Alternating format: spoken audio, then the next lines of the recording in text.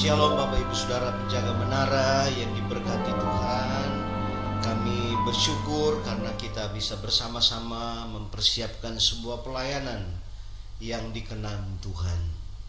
Pagi hari ini saya melihat wajah Bapak Ibu Saudara yang begitu merindukan untuk Tuhan poles kita terus, persiapkan kita sehingga benar-benar kita bisa melayani di dalam perkenanan Tuhan.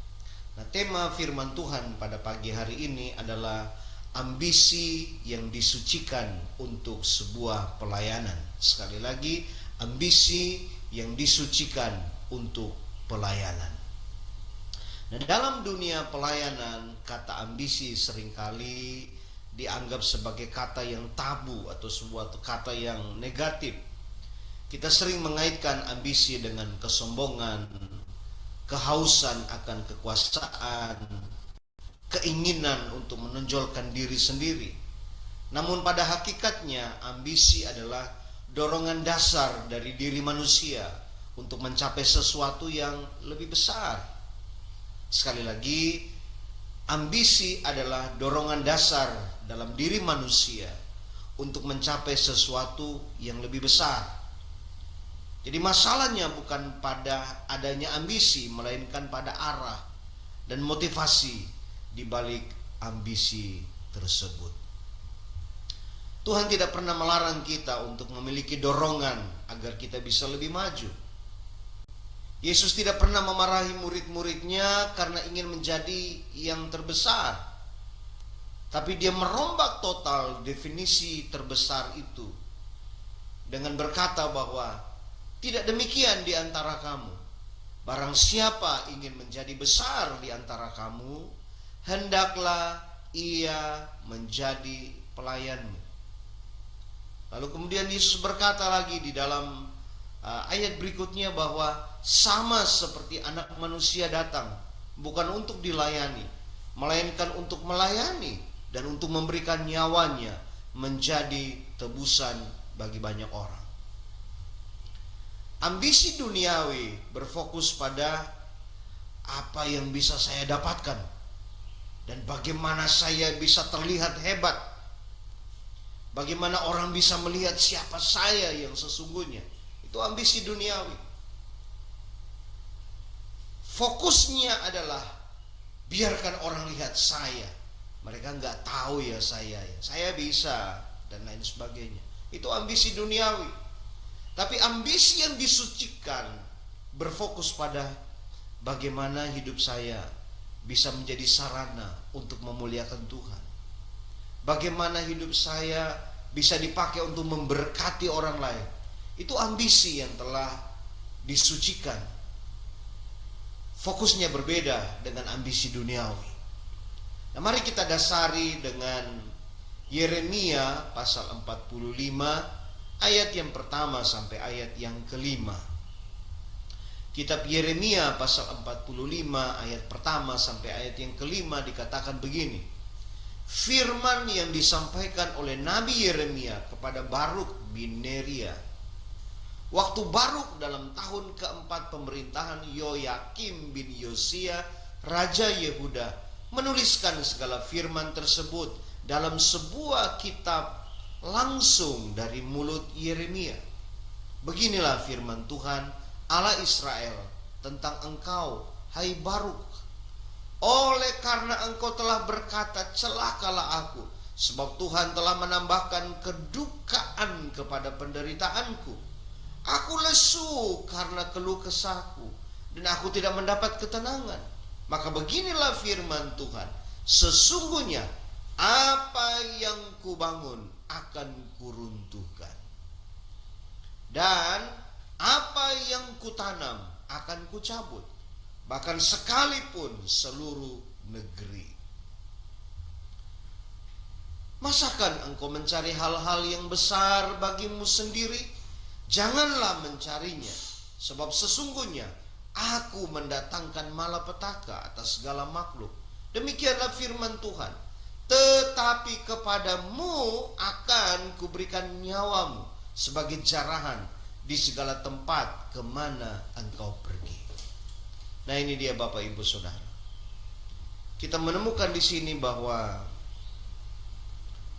ada hal-hal yang perlu kita ambil dari kisah perjalanan seorang pelayan Tuhan, Baruk bin Neria ini, untuk kita bisa terapkan dalam hidup kita. Semua kita berangkat dari kekosongan hidup, tapi kemudian Tuhan perlengkapi kita. Tuhan membuat kita berharga. Tuhan menjadikan kita mampu untuk melakukan apa yang Dia percayakan bagi kita. Kalau kita baca baik-baik kebenaran ini, maka kita bisa menemukan bahwa Baruk adalah seorang juru tulis. Dia adalah sekretaris dari hamba Tuhan, Nabi Yeremia. Dia berasal dari keluarga yang terpandang, dari kaum bangsawan. Dia terdidik di Yerusalem. Saudara laki-lakinya yaitu Seraya adalah seorang pejabat tinggi istana Raja Zedekia. Kita bisa temukan di dalam Yeremia pasal 51 ayat 59. Dengan latar belakang pendidikan dan status keluarganya, Baruk memiliki potensi besar untuk menjadi pejabat tinggi, menjadi tokoh terpengaruh, menjadi orang yang memiliki karir politik yang cemerlang. Tapi Tuhan memanggil Baruk untuk menjadi asisten Yeremia. Yeremia bukan orang yang terkenal begitu luar biasanya. Justru kalau kita belajar, kita melihat sosok dari Yeremia. Dia seorang nabi yang tidak begitu populer. Seorang nabi yang dibenci raja. Dia dilempari batu dan sering dipenjara karena dia menyampaikan firman Tuhan yang keras. Di dalam pasal 45 kitab Yeremia ini, kita menemukan bahwa ketika Baruk sedang melayani dengan menuliskan pesan-pesan Tuhan yang didiktekan oleh Yeremia, hatinya tawar, hatinya lelah. Di dalam kesedihannya, Tuhan mengetahui siapa kita. Semua kita ada di dalam pantauan Tuhan. Kita tidak luput daripada pengetahuan tentang kita. Demikian dengan Baruk ini. Tuhan membaca isi hati Baruk, dan kemudian Tuhan berfirman kepadanya, masakan engkau mencari hal-hal yang besar bagimu sendiri? Janganlah mencarinya. Ini isi hati Tuhan bagi Baruk. Baruk mungkin merasa bahwa pelayanannya bersama dengan Yeremia itu membuat masa depannya suram. Di balik kesetiaannya untuk mencatat firman, ada kerinduan yang tersembunyi untuk mendapatkan pengakuan, untuk menginginkan sebuah posisi yang lebih, merindukan sebuah keamanan duniawi. Saya pikir apa yang Baruk alami seringkali juga menjadi pengalaman di dalam perjalanan pelayanan kita. Mungkin awalnya kita bisa bilang begini, ya melayani Tuhan dengan hal-hal kecil di balik layar pun tak masalah bagiku. Hanya angkat barang-barang di gereja, ditempati kepada tempatnya, bersih-bersih gereja, dan jadi masalah bagiku. Tetapi di dalam perjalanan pelayanan, seringkali kita terdistraksi dengan melihat orang lain sudah jauh lebih maju. Saya kok hanya begini. Orang lain sudah berdiri di depan altar, mereka melayani, mereka disorot, mereka menjadi orang yang mulai terpandang. Saya kapan Tuhan? Seringkali terlintas dalam benak kita. Masa pelayanannya dari tahun ke tahun cuman bersihin gereja? Masa pelayanan dari tahun ke tahun cuma nyopir? Saya pengen lebih dong. Ya lebih kurang. apa yang diceritakan di dalam Yeremia 45 ini seringkali juga menjadi pengalaman kita. Oh, kita menuntut lebih, kita menginginkan sesuatu yang lebih. Tapi ingat baik bahwa seringkali dalam kondisi seperti itu Tuhan datang kepada kita dan Tuhan mempertegas kita. Ayo belajar lebih dan lebih lagi. Ayo bersyukur buat apa yang sedang engkau alami. Nah, ini dia Bapak Ibu Saudara. Dan Tuhan tidak membuang Baruk. Tuhan justru datang memberikan sebuah keinsafan bagi dia, sebuah pemahaman kepada dia. Tuhan hadir untuk meluruskan motivasi hatinya. Tuhan mengingatkan Baruk bahwa seluruh bangsa sedang berada dalam masa kehancuran karena dosa mereka. Di tengah situasi inilah Tuhan memberi janji yang sederhana, tapi janji itu berharga.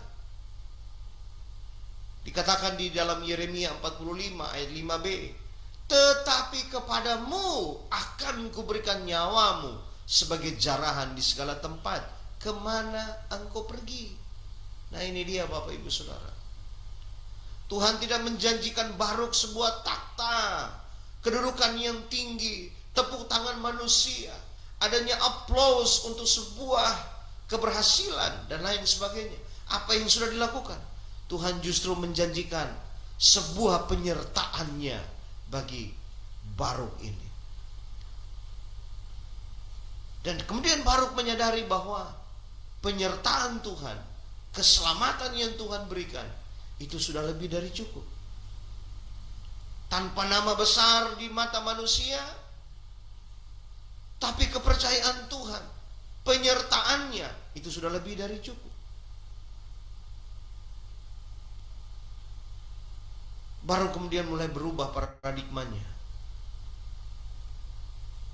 Baru mulai menyadari bahwa yang harus dia lakukan adalah tetap menjadi pelayan yang setia sampai akhir. Luar biasa. Nah, melalui pembacaan di dalam Yeremia 45 ini kita menemukan bahwa ada tanda-tanda ambisi yang salah di dalam pelayanan. Kisah Baruk ini mengajarkan kita untuk memeriksa motivasi hati kita, motivasi di dalam melayani. Ambisi pribadi yang terselubung di dalam pelayanan seringkali muncul dalam bentuk seperti ini. Kalau kita bicara tentang ambisi diri atau ambisi duniawi seperti yang sudah dijelaskan kemarin oleh hamba Tuhan Bapak Pendeta Eben, kita coba melihat kembali apa bedanya ambisi diri atau ambisi pribadi dengan ambisi pelayanan dalam tanda petik yang sesuai kehendak Tuhan. Kalau ambisi duniawi, dia akan mencari pengakuan, dia akan mencari pujian manusia. Kalau orang gak tepukin tangan, dasar gak menghargai karya orang, gak ada apresiasinya, gak ada ucapan syukurnya. Coba dia. Tapi kalau ambisi pelayanan, ambisi yang sesuai kehendak Tuhan, yang dia fokuskan adalah mencari agar nama Kristus yang dipermuliakan. Nah, ini dia. Kalau ambisi duniawi, mudah kecewa, pahit hati. Kalau nggak diberikan panggung, nggak diberikan posisi, langsung kecewa, sakit hati, pahit, bahkan hidup dalam kepahitan. Tetapi ambisi pelayanan atau ambisi pelayanan yang sesuai kehendak Tuhan adalah tetap setia melayani.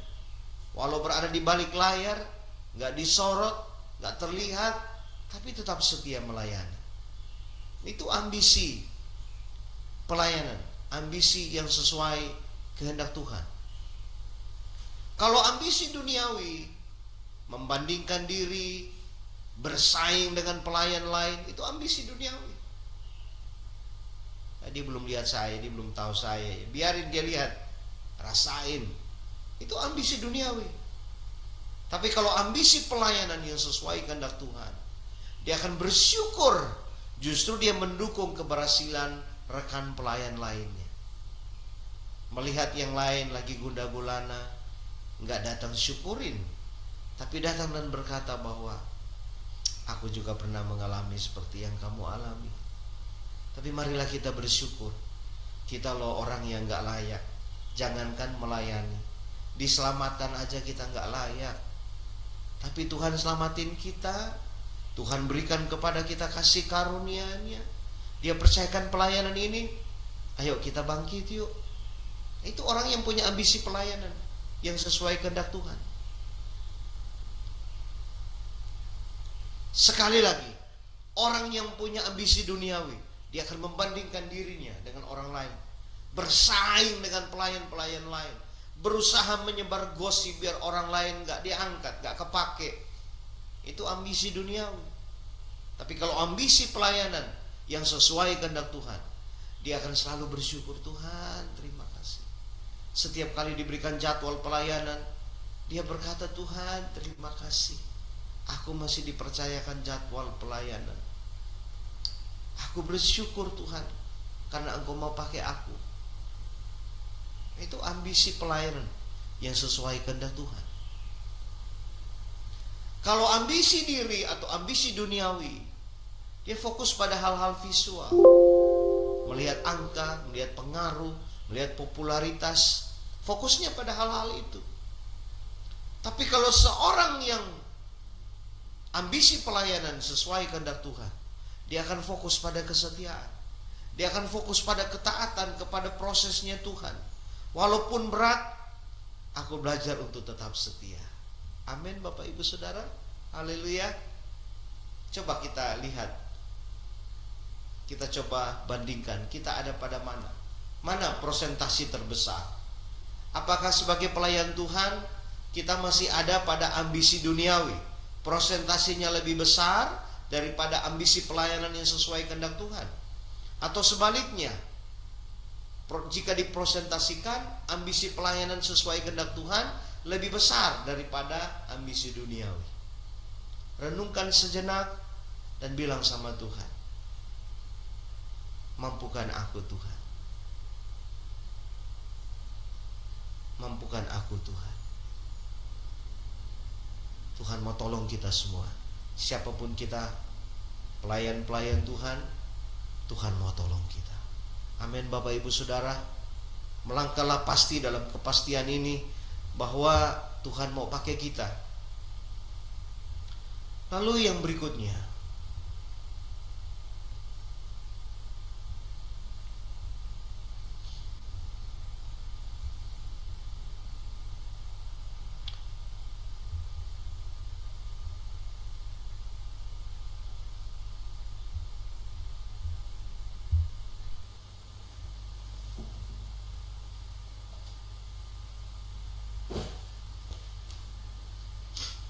haleluya.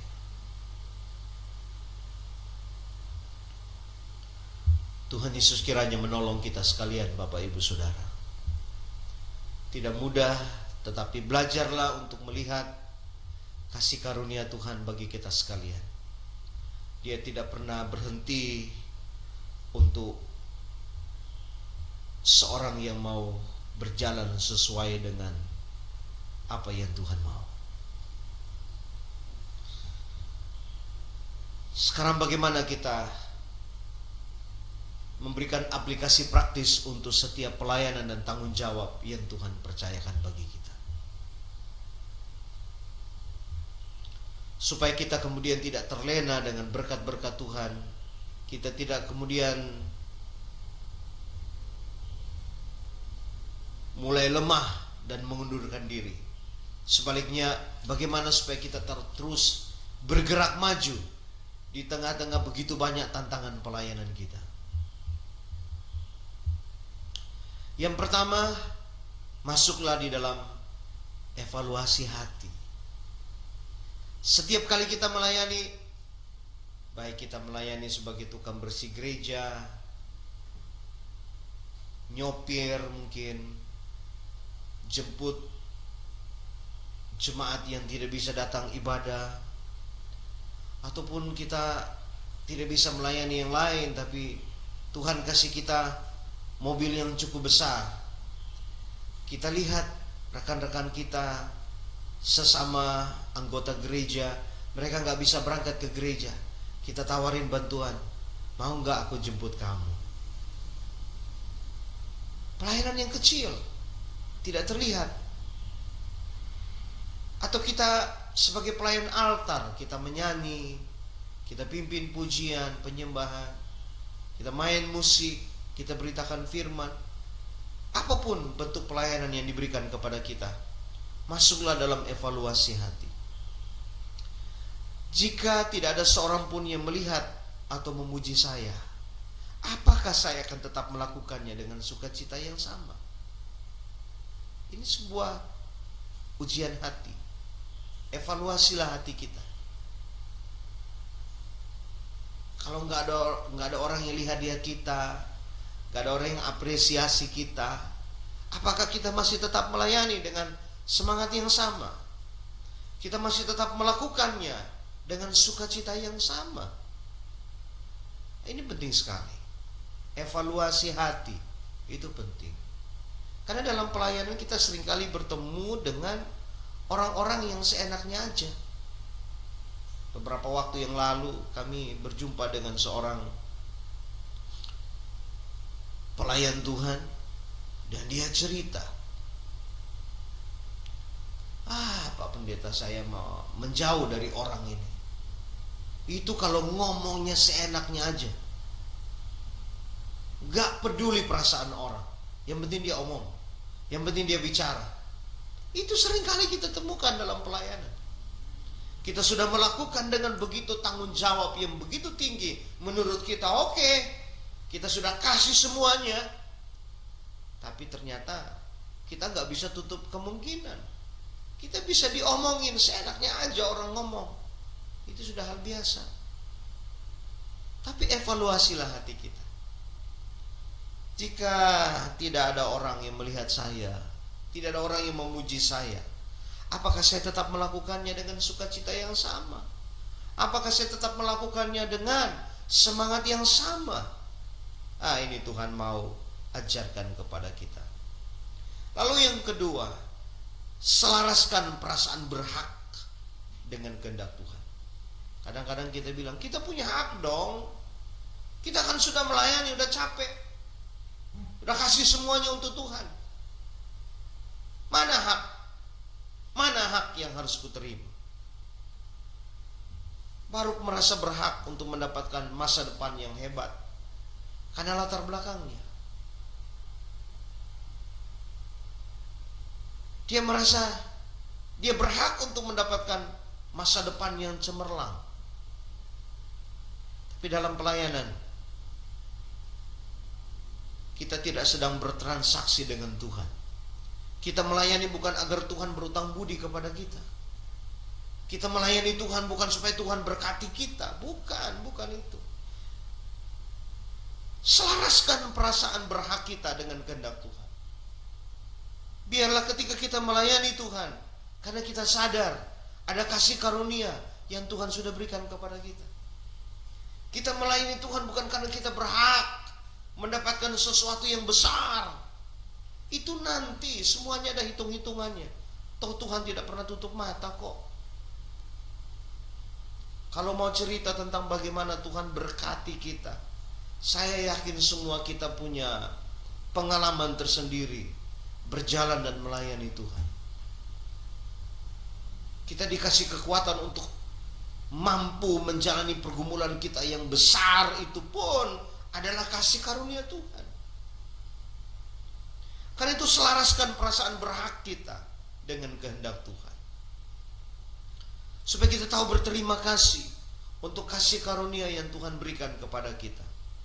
Lalu yang ketiga, belajar puas dengan penyertaan Tuhan. Janji Tuhan kepada Baruk adalah penyertaannya.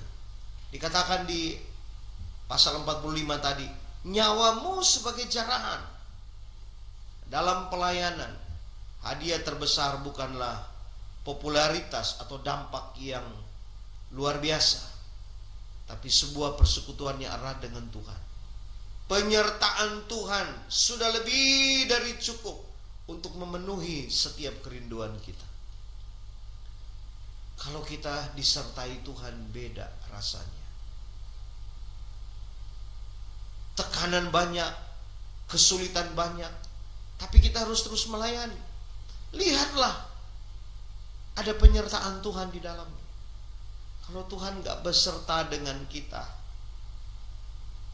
gak mungkin kita bisa mampu untuk melakukan pelayanan-pelayanan ini. Lalu yang terakhir, ubah ambisi duniawi menjadi ambisi yang sesuai kehendak Tuhan. Beralihlah dari ambisi menjadi besar, menuju kepada kesetiaan melayani dengan sungguh-sungguh. Orang yang besar dalam kerajaan Tuhan adalah orang yang bersedia melayani, bukan orang yang menuntut untuk duduk di tempat-tempat terhormat. Nah, ini dia Bapak Ibu Saudara. Mari kita serahkan setiap rencana kita, setiap cita-cita kita, setiap ambisi kita ke altarnya Tuhan. Jangan biarkan ambisi pribadi menunggangi pelayanan kita. Ketika kita berhenti untuk mencari hal-hal yang besar bagi diri kita sendiri dan mulai untuk mencari kehormatan bagi nama Kristus, pelayanan kita tidak akan menjadi beban. Pelayanan bukan menjadi sesuatu yang melelahkan kita, tapi justru pelayanan itu akan menjadi sesuatu yang mengasihkan. Kita asik melayani Dia. Ketemu badai, pasti juga Tuhan tolong. Kemarin Tuhan tolong, masa hari ini Tuhan gak tolong. Dulu Tuhan tolong, masa sekarang Tuhan gak tolong. Karena kita sudah rubah fokus kita. Paradigma kita sudah berubah.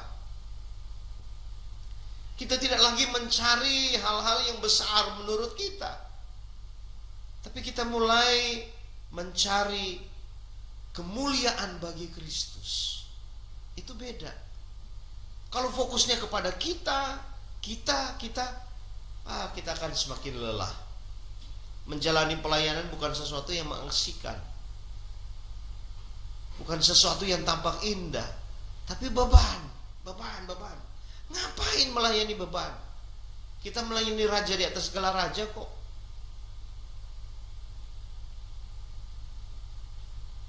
Tuhan bantu kita, Tuhan tolong kita. Nah, ini dia Bapak Ibu Saudara. Evaluasi hati kita, selaraskan perasaan kita, lalu kemudian belajar puas dengan penyertaan Tuhan. Ubah ambisi duniawi menjadi ambisi yang sesuai kehendak Tuhan. Renungkan hal ini, serahkan hidup kita kepada Tuhan. Biarkan Tuhan pakai kita menurut rencana besarnya.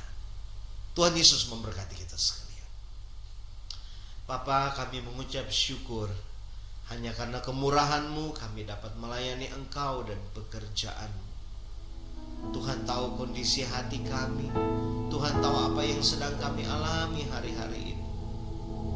Kalau ada di antara kami yang merasa pelayanan itu tidak menggairahkan lagi, pelayanan itu justru menjadi sebuah kelelahan besar, pelayanan itu menjadi sesuatu yang menakutkan, mungkin ada yang salah, mungkin paradigma kami salah, mungkin konsep kami salah dengan konsepnya Tuhan. Bantu kami untuk dapat menyelaraskan. Tuhan tolong kami Bapa,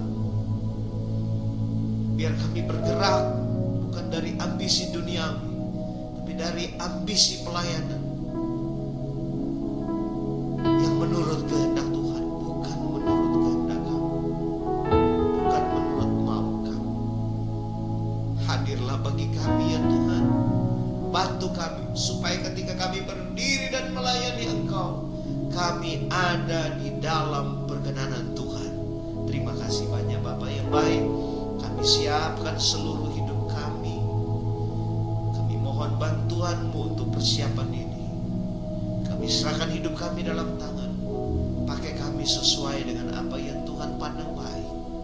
Terpuji terpujilah namamu. Ampuni dosa kami dalam nama Tuhan Yesus Kristus. Haleluya.